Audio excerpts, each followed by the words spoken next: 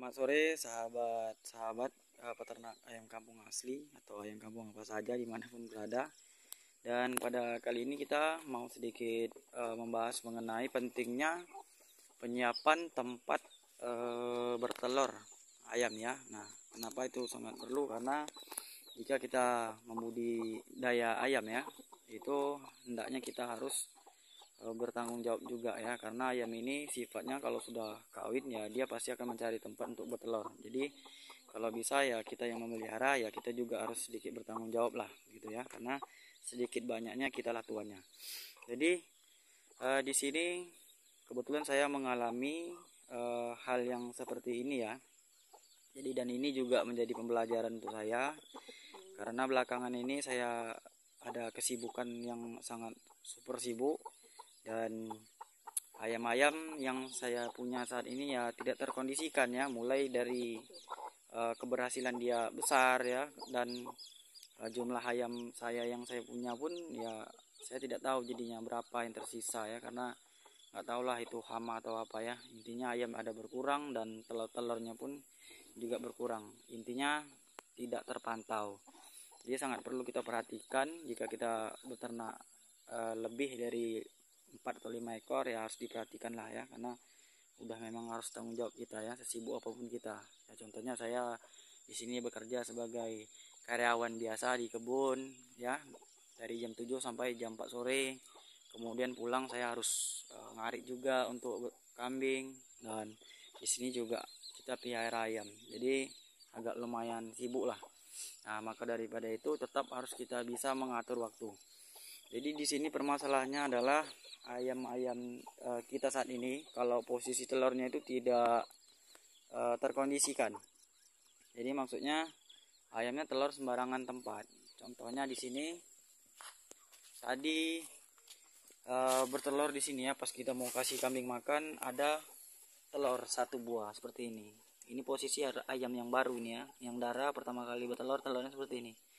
Nah, jadi kan ini kalau dia bertelur di satu tempat dia pasti akan mengulang ke tempat itu terus. Nah, terlebih lagi dia telurnya di sini kan menjadi masalah, terganggu. Nah, nanti bisa pecah ya, kalau kejeduk sama kepala kambing pecah. Kalau kita pun pindah dia, sekarang juga kita pindah di sana di kandang tempat dia seharusnya bertelur, itu belum tahu dia mau ke sana, kecuali posisinya sudah mengangkrem atau sudah mengeram, sudah mulai masuk masa mengeram ya. 3 hari masa mengeram itu udah bisa dipindahkan bersama induknya. Tapi kalau udah seperti ini, telur yang pertama ataupun masa bertelur dia masih dalam masa bertelur, itu kita pindah itu nanti percuma. Jadi mending kita jual kalau banyak atau konsumsi sendiri, karena kalau udah terlanjur seperti ini nggak bisa dinego lagi, dia akan ngulang di sana terus.